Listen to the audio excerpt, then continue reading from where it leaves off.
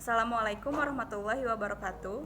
Saya Istisa Fitri, mahasiswi semester 2 Fakultas Hukum Universitas Surya Kencana.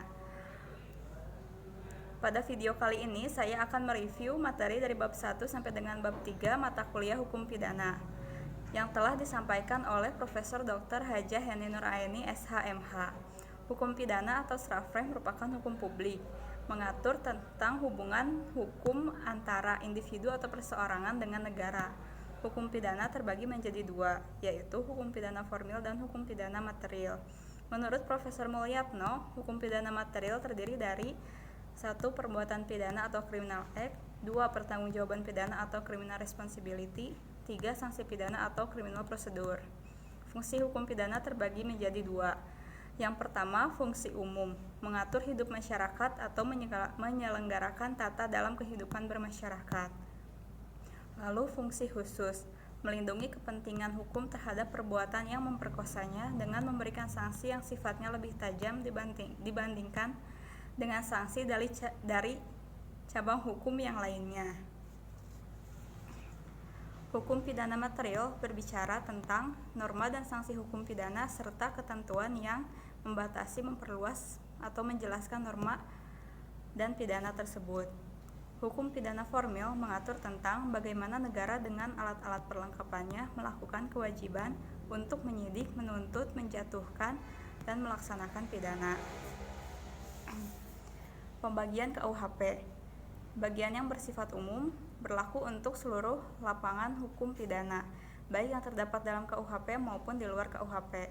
Diatur dalam buku 1 pasal 1 sampai dengan pasal 103. Lalu ada bagian khusus, mengatur perbuatan-perbuatan mana yang dapat dipidana dan disertai ancaman berupa sanksi bagi yang melanggarnya. Lalu berlakunya hukum pidana dibagi menjadi dua. Yang pertama, menurut waktu atau lucus temporis yang didasarkan pada asas legalitas atau principle of legality. 2. Menurut tempat atau lucus delicti, meliputi dataran negara, perairan atau laut teritorial yang ditetapkan, dan udara di atas wilayah negara. Istilah tindak pidana lebih banyak digunakan dibanding perbuatan pidana, peristiwa pidana, dan pelanggaran pidana, dan lain-lain. Alasannya, dari segi sosio-yuridis, hampir semua perundang-undangan menggunakan istilah tindak pidana. 2. Semua instansi penegak hukum dan aparat menggunakan istilah tindak pidana, dan para mahasiswa mengikuti tradisi dan kebiasaan menggunakan istilah tindak pidana. Tindak pidana dilihat dari isinya. Tindak pidana terdiri dari 1. Perbuatan pidana, 2. Pertanggungjawaban pidana. Unsur-unsur tindak pidana.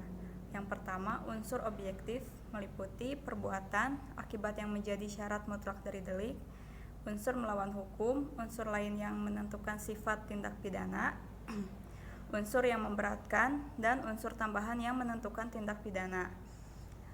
2. Unsur subjektif meliputi kesengajaan, kealfaan, niat, maksud, dengan rencana, dan perasaan takut. Teknik atau cara merumuskan tindak pidana. Yang pertama, hanya memberikan nama yuridis atau kualifikasinya tanpa menyebutkan unsur-unsurnya. Yang kedua, hanya menentukan unsur-unsurnya tanpa memberikan nama yuridisnya. 3. Memberikan kualifikasi dan unsur-unsurnya serta nama yuridisnya. Subjek tindak pidana. 1. Hanya manusia untuk tindak pidana khusus. 2. Manusia dan korporasi untuk tindak pidana umum dan khusus. Pembaharuan hukum pidana di Indonesia. Alasan pembaharuan KUHP. 1. Alasan politis. Indonesia adalah negara yang merdeka. Oleh karena itu, sudah sewajarnya untuk memiliki KUHP yang sifatnya nasional, hasil ciptaan bangsa Indonesia sendiri. 2. Alasan sosiologis. Dalam KUHP, warisan kolonial Belanda masih ditemukan nilai-nilai budaya dan agama di Indonesia yang tidak diatur. Maka dengan adanya KUHP buatan bangsa Indonesia sendiri diharapkan dapat memuat aturan-aturan yang mencerminkan nilai-nilai budaya dan agama bangsa Indonesia. 3. Alasan praktis. Banyak sarjana hukum di Indonesia yang tidak mengerti atau menguasai bahasa Belanda, padahal teks asli dari WVSNI itu berbahasa Belanda, sehingga dikhawatirkan Ketika diterjemahkan ke bahasa Indonesia akan terjadi terjemahan yang salah atau menyimpang. Jadi sudah selayaknya Indonesia mempunyai KUHP dengan teks resmi bahasa Indonesia yang baik dan benar. 4. Alasan adaptif.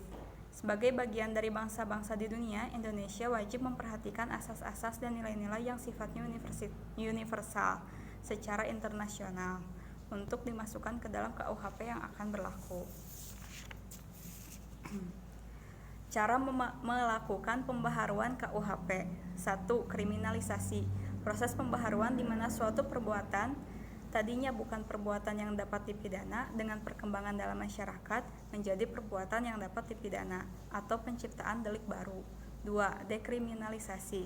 Proses pembaharuan di mana suatu perbuatan itu dapat dipidana dengan perkembangan masyarakat menjadi perbuatan yang tidak dapat dipidana atau memandulkan delik.